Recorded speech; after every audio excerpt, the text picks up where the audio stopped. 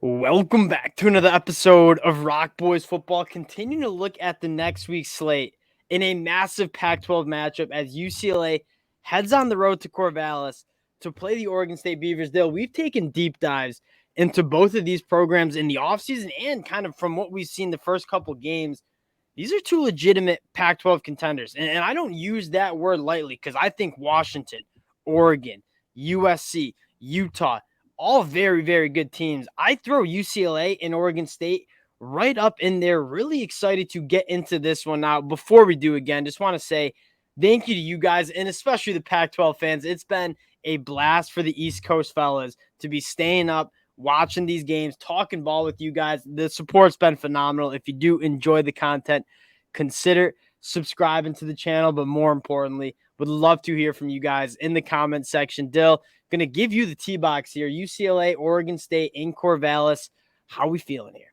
I mean, you talk about two teams that are kind of right on the cusp of that. Again, do I think Washington and Oregon have kind of separated themselves? Perhaps.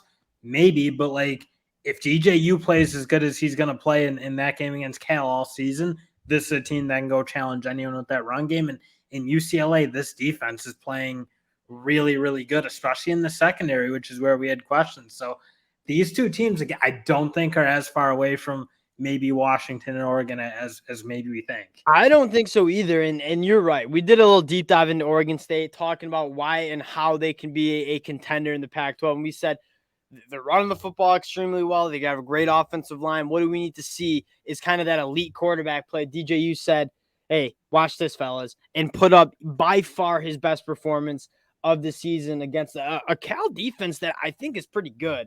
Now, Dill, I think where I want to start for this is the UCLA defense. And I have so many numbers and stats that I want to read off. But, I mean, overall, you're seeing a dominant group. And everyone wants to talk about the Chip Kelly offense, Dante Moore, the true freshman. The reason this team is so dangerous is on the defensive side of the ball, forcing 2.8 turnovers per game, 1.7 yards per carry. I'm going to let you start, Dill, UCLA defense, where you want to start, because this group, I think, is absolutely elite. I mean, honestly, to me, I almost want to start in the back end because we knew this. Not where I would have started, but we knew the front seven was going to be really good. You look at what they had on especially at that defensive end spot with the Murphy brothers and Latu, all are very, very high quality pass rushers. But this secondary, very, very weak last year, where a team that just like you could dink and dunk forever. They never challenge receivers. And you go watch what they did against Washington State, who you've seen when, like, Cameron Lord's playing at a really high level. Oregon State obviously knows that. And when he can really pick up defense apart, you saw them just get up, challenge those receivers all game long and really kind of get him out of rhythm. And that, to me, is what's driving this defense to be better than I think any of us would have thought, is this secondary led by Dan Lynn and what he's brought are just playing a different, more aggressive brand of football that, I mean, I love watching it. It was a phenomenal, like a masterclass performance against the Washington State passing attack is really prolific.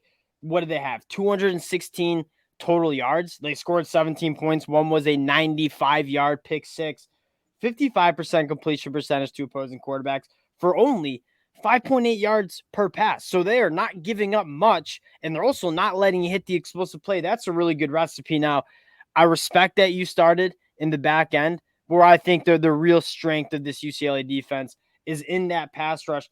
The Murphy brothers and Latu combined through the first couple of games, 40 quarterback hurries. I mean, they are just destroying opposing offensive tackles. I think they're stopping the run at an extremely high level. Guys like Jay Toya, Gary Smith, and you have a linebacker in Darius Masua.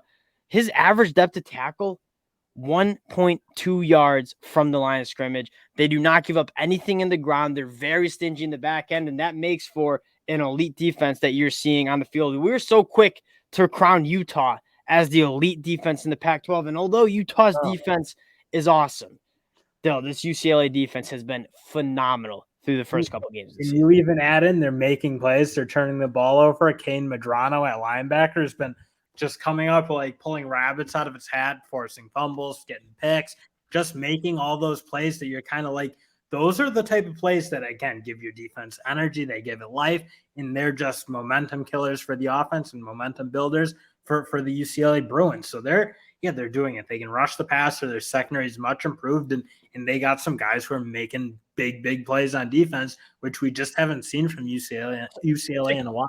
To cap it all off, I mean, I had all these numbers that I wanted to read. 2.8 turnovers per game, that's number one in the country. So they're number one in the country stopping the run at 1.7 yards per carry, number one in forcing turnovers. We could go on and on about the defense. I do want to talk about this Oregon State offense that, again, we called out DJU. He answers the bell. 19 to 25, 275 yards, 5 touchdowns to 0 interceptions. By far the best performance we've seen from DJU, and how good Oregon State can run the ball with that offensive line, Damian Martinez-Fenwick. If you add DJU being that caliber of quarterback, I mean, this Oregon State offense all of a sudden becomes an extremely hard offense to stop. I mean, that's what I'm thinking, because you need to address that rushing attack. They can do it with 2 really good running backs, an offensive line that I think can block a couple different schemes. I think they were mixing in a little more power run against Cal, and it was good to see, because obviously they like to run that zone, but then you saw those linemen moving guys. And then you obviously throw in what DJ can do, and we've talked about it. These wide receivers, Bolden and Gould, are really, really good, and they need to get them the football. DJ, you answered the bell. If you can do that and get the ball over the top like they were doing against Cal, this offense feels like it's going to be really, really hard. That's the recipe, because you need to roll safeties in the box to stop this Oregon State rushing attack. And when you do that, DJU has the arm and has the capability to beat teams over the top, and that's exactly what he did. You saw the perfect Oregon State recipe on full display against Cal. They'll flipping sides of the football.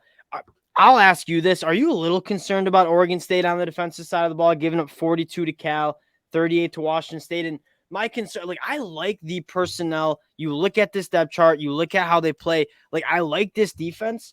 But on paper, I mean, they got ran over by Cal. Cal rushed for 275 yards, averaging 7.8 yards per carry. Then you look at the Washington State game, they struggle in the back end, giving up 400 yards to Cam Ward. What's your overall vibe on this Oregon State defense here?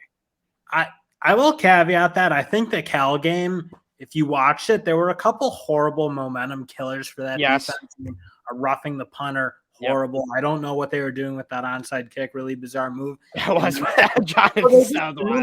then one turnover, obviously, that also cost them some points. So they're, in fairness, that defense, they got 21 points essentially off of weird plays in my mind. Yep. They're plays that were not brought upon themselves, but you're right. Still way too many yards on the ground. That's what I'm most concerned with looking at this matchup. And it's an Oregon State team. Oregon State, you don't have anyone who's really dominating football games or being a real high level playmaker who's doing something kind of special.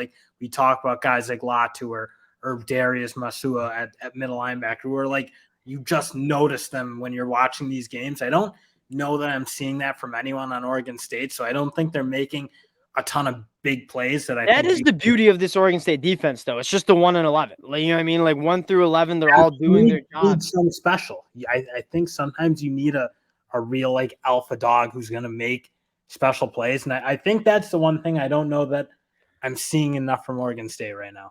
Yeah, that's fair enough. UCLA offense, Dante Moore continuing to put it together.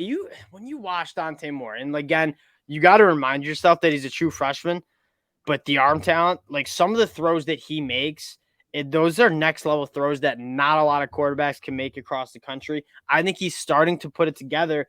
The bigger thing, man, riding Carson Steele, 30 carries for $150 on the ground against Washington State. This is a UCLA offense that's extremely balanced. They can run the football at a high level. They can throw with J. Michael Sturdivant and some other pass catchers on the outside.